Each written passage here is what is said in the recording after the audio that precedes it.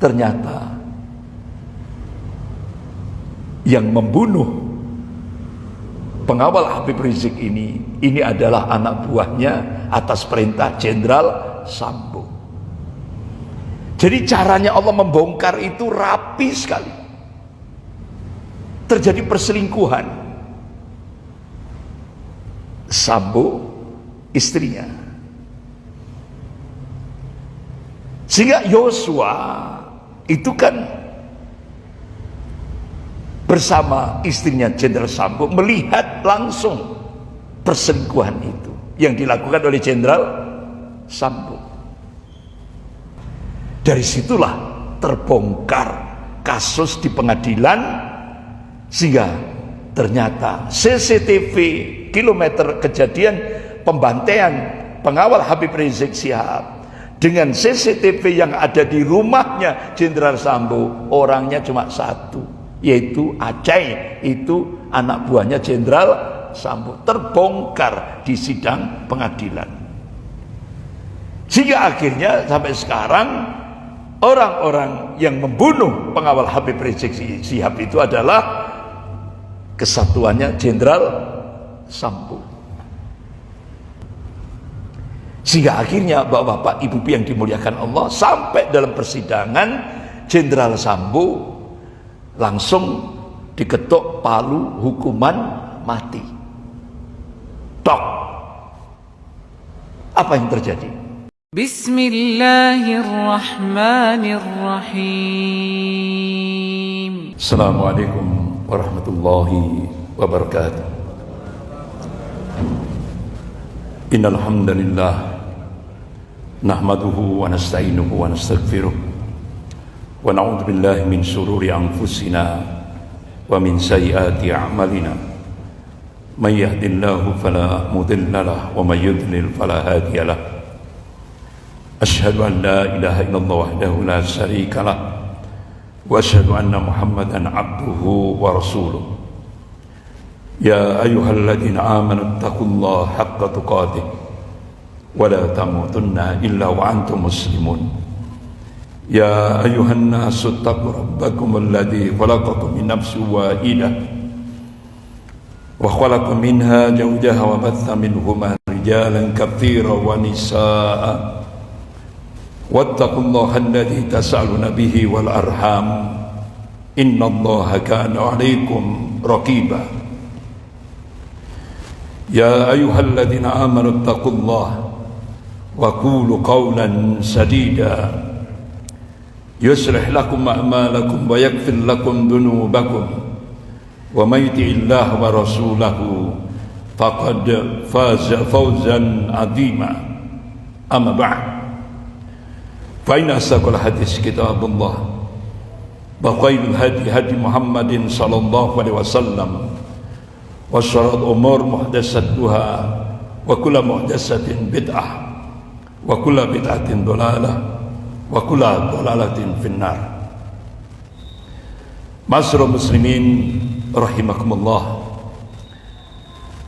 Allah Subhanahu wa taala memberikan tanbih, peringatan kepada kita hamba-hambanya yang amanu wa taqwa, sebagaimana firman Allah dalam surah Al-Ankabut ayat 2 sampai 3. Allah berfirman, a'udzubillahi minasyaitonir rajim, ahsiban nas ayyutraku ayyaqulu amanna wa hum la yuftanun wa laqad fatana alladziina min qablihim fala ya'lamunallahu alladziina shadaqu wa la ya'lamunal kadhibin. Apakah manusia mengira mereka dibiarkan begitu saja, hanya cukup mengatakan ya Allah saya telah beriman, sedang mereka tidak diuji lagi? Padahal sesungguhnya Allah telah menguji orang-orang sebelum kalian. Justru hikmah Allah memberikan mihnah, ujian, al-mihnah, ujian, cobaan, tantangan, tribulasi kehidupan itu. Hikmahnya Allah ingin tahu siapa yang istiqomah terhadap keimanannya. Dan Allah juga ingin tahu Dengan ujian cobaan itu Allah ingin tahu siapa yang dusta akan keimanannya. Ini sunatullah, hukum objektif seni di dalam hidup yang diberikan oleh Allah pada setiap hamba-hambanya. Semakin tinggi iman seseorang, semakin tinggi pula ujian yang Allah berikan kepadanya. Ini sunatullah. Jadi Allah mencoba untuk melakukan tamhis, apa bahasa Indonesianya, filter, jadi penyaringan. Jadi dengan Allah turunkan ujian, cobaan, tantangan, tribulasi kehidupan di dunia ini, Allah ingin menyaring, memfilterisasi hamba-hambanya. Siapa yang istiqomah dan siapa yang dusta. Itu hikmahnya. Bahkan Rasulullah SAW mengabarkan apa ujian yang diberikan oleh Allah, ujian yang disiapkan oleh Allah untuk menguji iman kita masing-masing. Rasulullah bersabda, qala Rasulullah SAW, al-mu'minu baina khamsin sada'id, mu'minun yasudduh, wa munafiqun yabghaduh, wa kafirun wa yuqatiluh, wa syaitan yudilluh, wa nafsun tunazi'uh. Ada 5 macam tantangan yang disiapkan oleh Allah untuk menguji hamba-hambanya yang mukmin. Yang pertama, mukmin yasudduh, orang mukmin yang terkena penyakit hasad, dengki, iri. Ini ujian yang pertama yang akan kita hadapi bersama. Yang kedua, al-munafiqun yabghadu, orang munafik yang senantiasa membenci. Ini tantangan yang kedua yang disiapkan oleh Allah untuk menguji iman kita masing-masing. Yang ketiga, wa kafirun wa yuqatil, orang kafir yang senantiasa memerangi, memusuhi. Sebagaimana Allah ingatkan dalam surah Al-Baqarah ayat 217. A'udzubillahi minasyaitonir rajim. Wala yazaluna yuqatilunakum hatta yaruddukum an dinikum in istata'u. Selamanya, kata Allah, orang-orang kafir itu tidak akan pernah berhenti.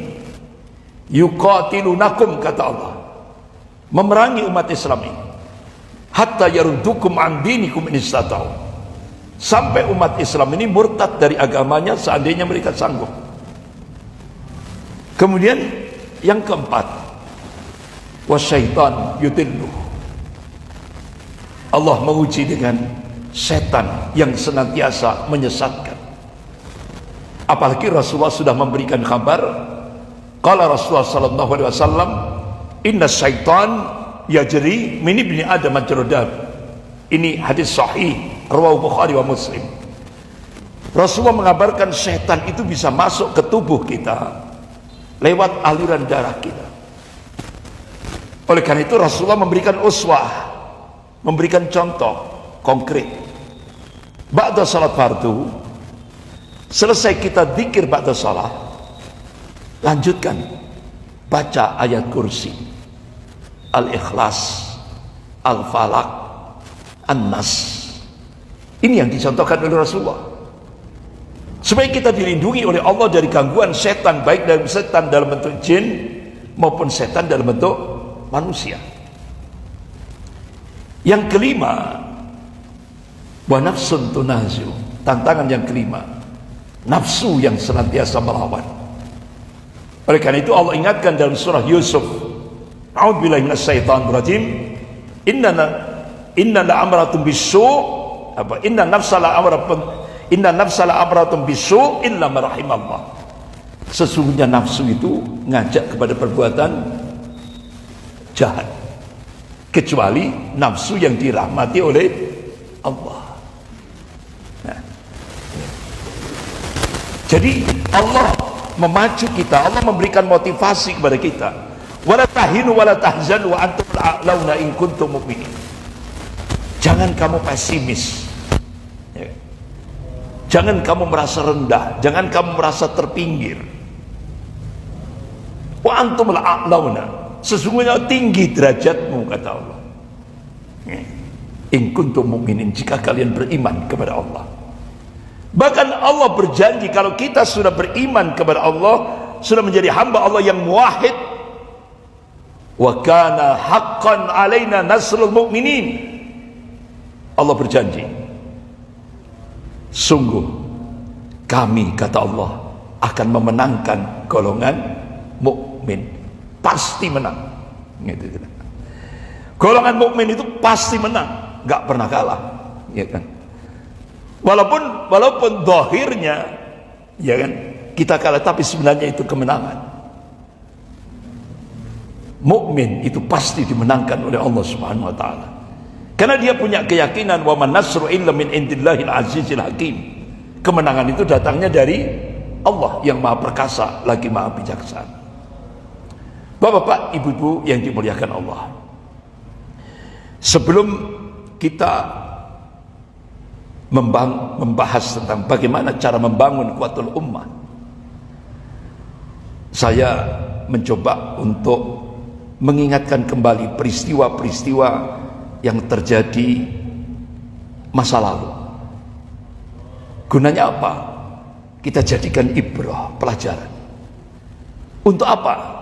Ketika kita menghadapi peristiwa itu kembali, kita sudah siap. Itu. Kenapa? Karena Allah sudah menegaskan sunnatullahi allati qad khalat min qabl wa lan tajid sunnah tabdila.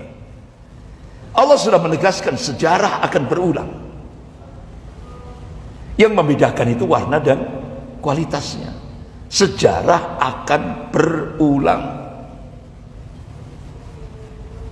Makanya saya mencoba untuk setback, buka kembali kita ke belakang.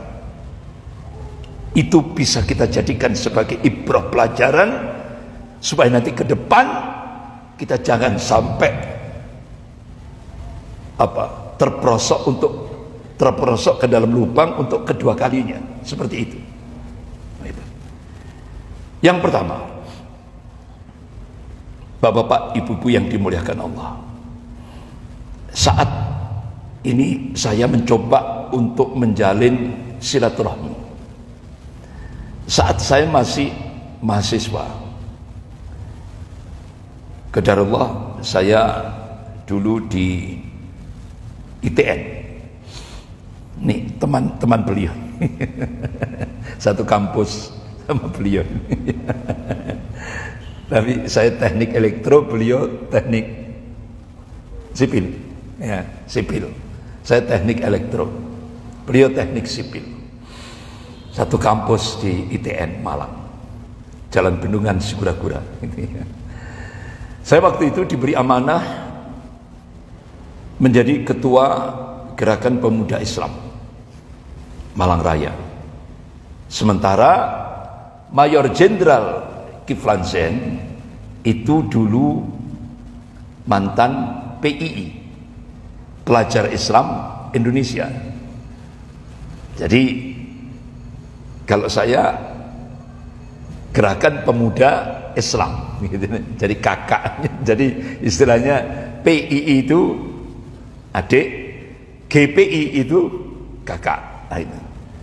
Nah akhirnya begitu beliau menjabat sebagai Panglima Divisi Kostrad di Singosari ini, yang kiri jalan, ya kan? Beliau minta pengurus GPI dan PI Malang Raya agar ke sana, kita diundang ke Divisi Kostrad. Akhirnya alhamdulillah ini pengurus PII dan pengurus GPI Malang Raya hadir atas undangan beliau.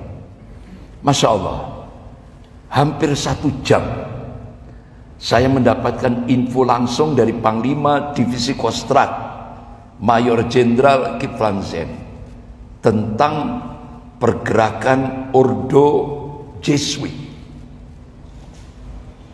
Yang ini markasnya di Malang, itu di Koryesu. 2 minggu yang lalu diperingati gerakan Ordo Jesuit itu. Umurnya, organisasi itu umurnya yang 2 minggu yang lalu di Koryesu itu diperingati umurnya sudah 1025 tahun. Ini organisasi tua, Ordo Yesuit, organisasi tua. Kalau Zionisme Yahudi internasional itu 1600, ya kan? 1600 tahun. Artinya 1600 itu berdirinya, ya kan? Tahun 1600 itu berdiri. Nah, ini sampai hari ini sudah 1025 tahun gerakan Ordo Yesuit. Sangat benar-benar berperan aktif di Indonesia. Ya. Waktu itu saya dapat info langsung dari Mayor Jenderal Kiflan Zain, hampir 1 jam. Itu tokohnya di Indonesia itu adalah Jenderal Ali Murtopo yang direkrut oleh Peter Buck. Jadi tokoh gerakan Ordo Yesuit itu adalah Peter Buck, orang Belanda. Dia rekrut Jenderal Ali Murtopo. Jenderal Ali Murtopo mengangkat koordinator lapangannya yaitu Jenderal LB Murdani. Jenderal LB Murdani mengkader Luhut Binsar Panjaitan dan Hendro Priyono yang sampai kemarin mengendalikan Mr. Mulyono. Jadi itu gerakan Ordo Yesuit luar biasa. Jadi mencoba saya angkat supaya kejadian itu tidak terulang lagi di Indonesia. Jadi gerakan Ordo Yesuit ini telah membunuh umat Islam di Indonesia ini sudah hampir ribuan, dari Sabang sampai Merauke. Artinya dari beberapa tempat, terutama Jawa, Aceh, Lampung, ya kan? Ini yang dijadikan target ribuan. Nanti kita coba bagaimana gerakan Ordo Yesuit di Indonesia. Ini benar-benar peristiwa yang harus kita jadikan ibrah. Jangan sampai terulang lagi di Indonesia. Bapak-bapak, ibu-ibu yang dimuliakan Allah. Kemudian yang kedua, saya mencoba untuk silaturahmi di tempat kediaman Habib Rizik Syihab di Mekah. Saat itu beliau berada di Mekah Al-Mukarramah bulan Januari 2019. Saat saya membawa rombongan umroh 45 orang dari PT saudaraku. Jadi alhamdulillah, kenapa beliau ditarget untuk dibunuh, Habib Rizik Syihab? Bahkan ketika beliau sebelum hijrah ke Mekah, itu upaya pembunuhan terhadap Habib Rizik Syihab itu sudah ke-11 kali. Habis itu beliau hijrah ke Mekah. Jadi ba'da salat subuh berjamaah, beliau langsung ke perpustakaan pribadi untuk mengkaji kitab-kitab. Nah, pakai sniper, ditembak pakai sniper. Alhamdulillah, Allah berikan keselamatan, meleset, tapi kaca pecah, meleset. Keesokan harinya seorang brimob mati bunuh diri. Nah, itu. Saya waktu itu punya analisis, tidak mungkin bunuh diri, pasti dibunuh untuk menghilangkan jejak. Itu. Sehingga akhirnya tokoh-tokoh intelijen Muslim di Indonesia dan tokoh-tokoh nasional minta kepada Habib Rizik Syihab, karena beliau aset umat, beliau diminta segera hijrah ke Mekah. Itu upaya pembunuhan yang ke-11. Kenapa? Itu kan pasca peristiwa 21 2 Desember 2016. Pada saat itu, Masya Allah, Habib Rizik Syihab bisa memimpin umat Islam dari Sabang sampai Merauke. Itu jumlah yang hadir dihitung oleh Google, mulai dari Monas, Bundaran HI, sampai terus, itu sampai tidak ke foto. Itu Google menghitung yang hadir pada saat itu, hari itu, 13.500.000 orang. Masya Allah, dahsyat itu. Itu tanpa undangan, nggak ada undangan itu. Semua digerakkan oleh Allah, karena peristiwa itu kan merespon penghinaan Ahok terhadap Al-Quran, iya kan? Terhadap surah Al-Maidah ayat 51 itu, iya kan? Nah itu, Al-Quran dihina. Dan respon umat Islam ketika bendera Rasulullah dibakar di Tasikmalaya, ya kan? Itu.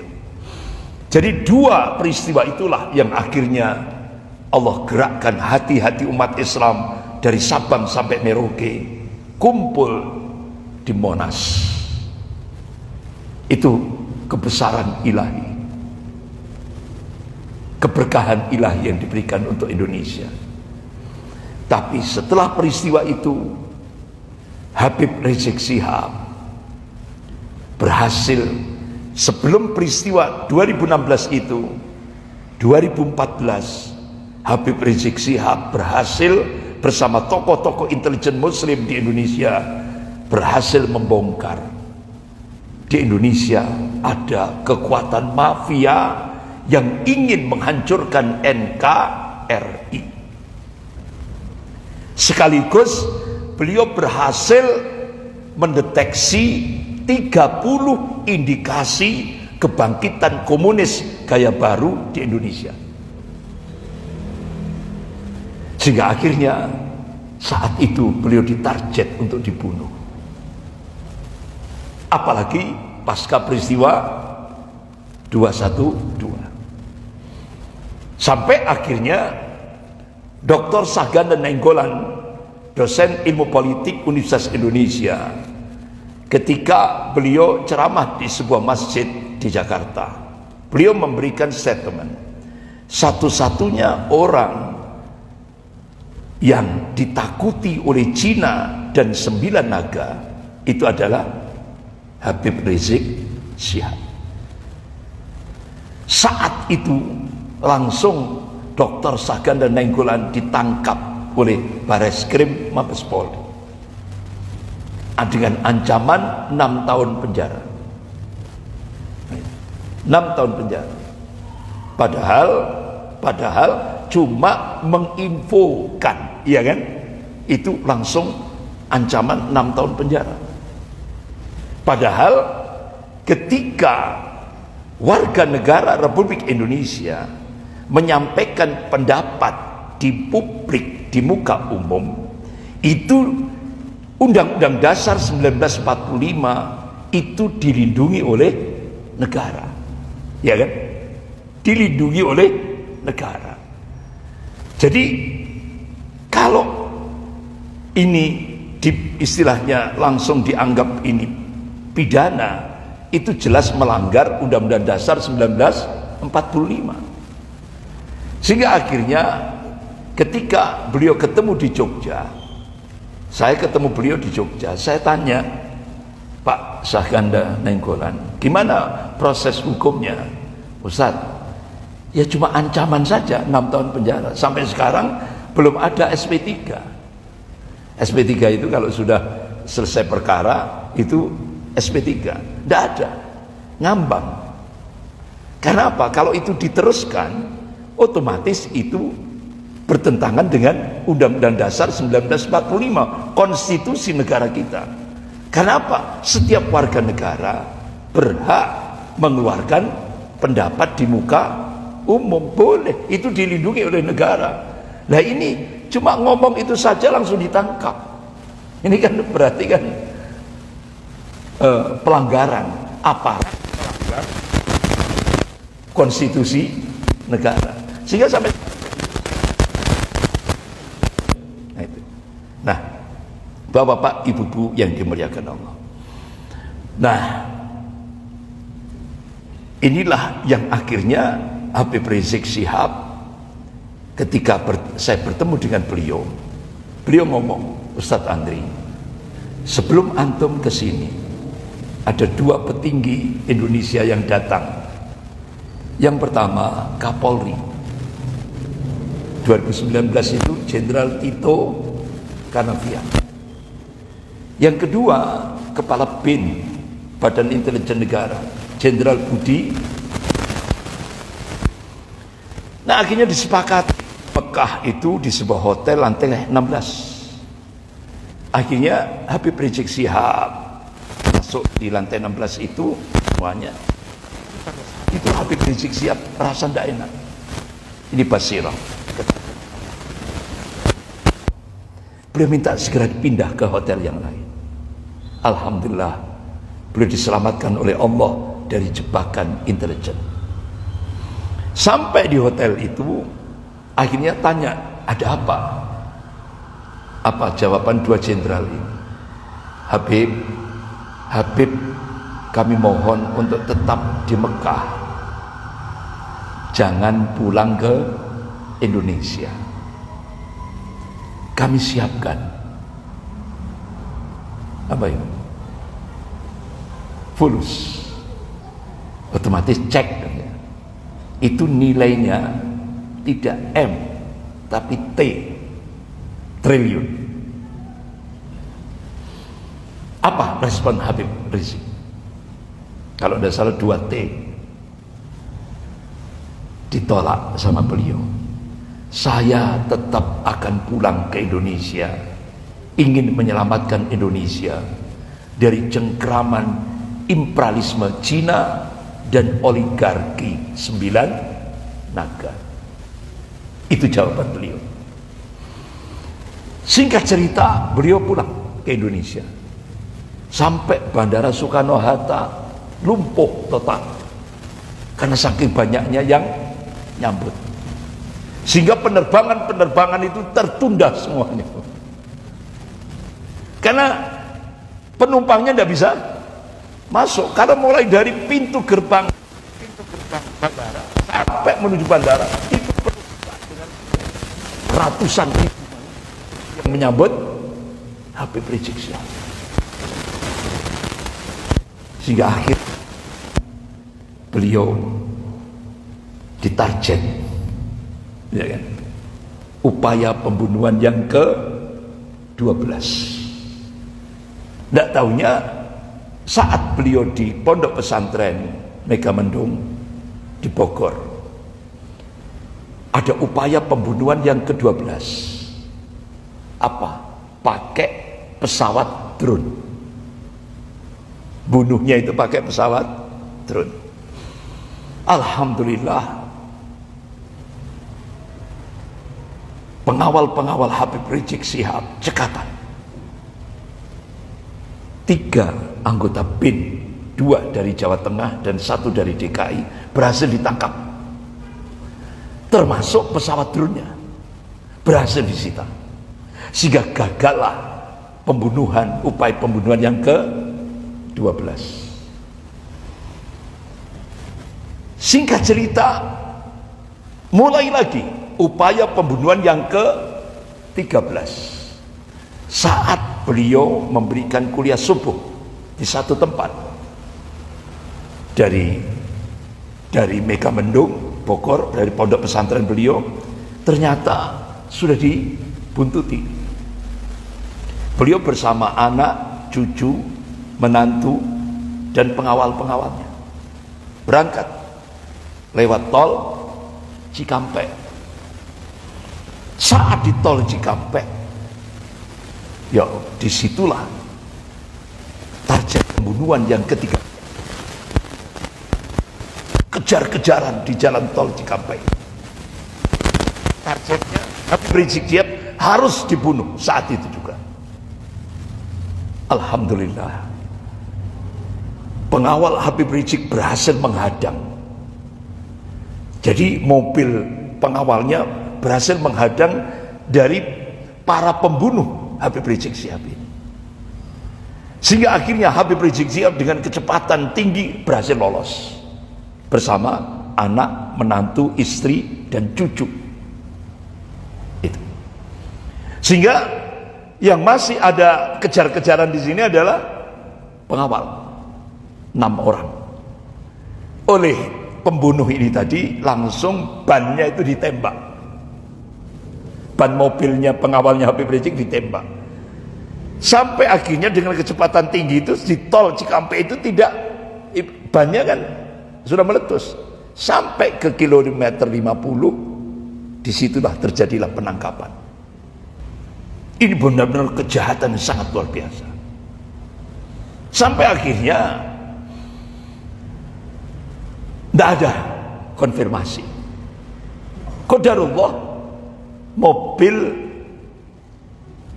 yang pengawal itu ada di sebuah showroom Polwan. Sehingga akhirnya mobil itu ditemukan dan itu akhirnya dibawa ke rumahnya Habib Rizik Syihab. Saya melihat sendiri di rumahnya Habib Rizik Syihab itu ada mobil yang itu informasi yang disampaikan oleh aparat ke publik, pengawal ini melawan petugas. Tapi kalau bapak ibu melihat kondisi mobilnya, bukan melawan petugas, justru mobil ini ditembak, lubang-lubang tembakan oleh aparat itu ya, itu mengenai mobil pengawal ini itu banyak sekali, sampai bannya juga. Itu nampak jelas, bukan melawan petugas. Tidak ada pengawal Habib Rizik yang membawa senjata tajam, itu tidak ada. Semua tangan kosong. Nah, itulah yang terjadi.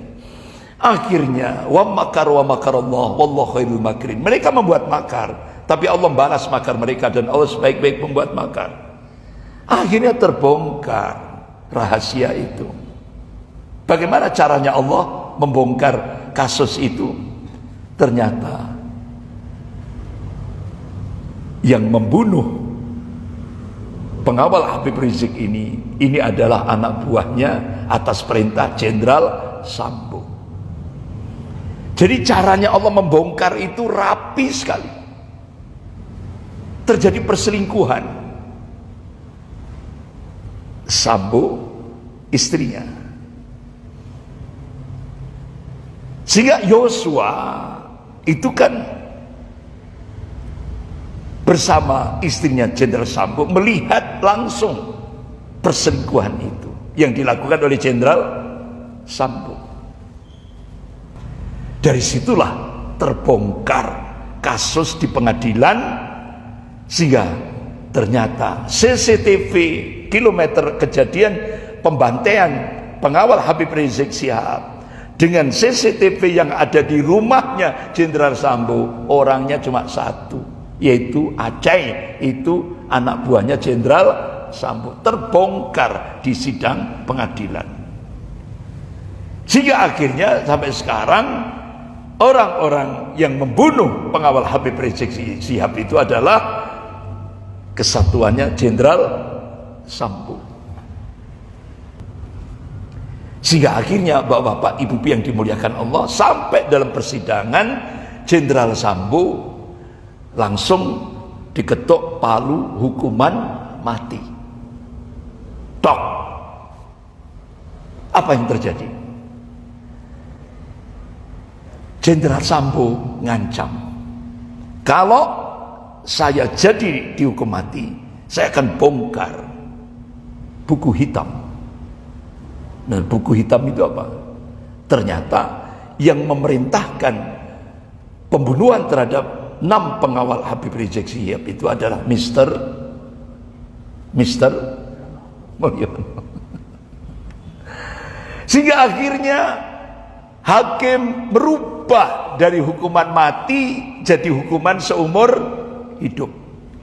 Sampai akhirnya hakim langsung memutuskan saat ini juga Jenderal Sambo harus langsung masuk LP Cipinang. Nah, di sana di LP Cipinang itu ada Alvin Lee. yang advokat orang Cina itu kan sudah dipenjara duluan, kena kasus kan itu. Loh, ditunggu sama dia. Loh, mana Jenderal Sambo kok enggak ada? Enggak ada. Saya waktu itu dapat info A1 langsung saya sampaikan di pengajian Ahad pagi itu. Nah, akhirnya tiba-tiba baru saja sekian bulan yang lalu Mahkamah Agung memotong dari hukuman seumur hidup, dipotong 50%. Ya itu tadi. Kenapa? Khawatir Jenderal Sambo nyanyi. Ya kan? Sama dengan Menteri Agama kita. Siapa Menteri Agama kita itu? Pak Yakut Kumas. Nah, kenapa Pak Yakut Kumas langsung hilang sampai sekarang? Ya kan? Khawatir nyanyi. Karena kalau nyanyi mesti yang dicokot siapa? Mr. Mulyono. Belum lagi yaitu dana haji yang kebetulan itu penjualan yang sebenarnya itu milik umat Islam yang berangkat haji yang reguler, dijual oleh Menteri Agama untuk VIP ribuan itu Pak. Itu berapa M atau berapaan itu, sampai seperti itu. Nah, akhirnya tidak menutup kemungkinan nanti 17 Agustus 2025 Jenderal Sambo akan dapat remisi. Ya kan? Dapat remisi. Ya otomatis kalau sudah dapat remisi bebas. Nah, itulah hukum di Indonesia.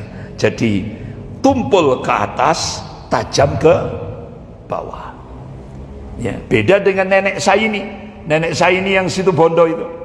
Karena dia lapar, beliau lapar, khawatir meninggal, dia masuk ke hutan, ambil satu pohon, ya kan, pohon ditebang, dijual, ketangkap oleh polisi hutan, langsung ditahan sampai persidangan, langsung divonis 1 tahun, gara-gara ngambil satu pohon untuk makan karena lapar. Sementara konglomerat Cina di Kalimantan bakar 20.000 hektar bebas. Kenapa? Karena dia pakai KUHP, kasih uang habis perkara, bebas. Nah, inilah hukum di Indonesia.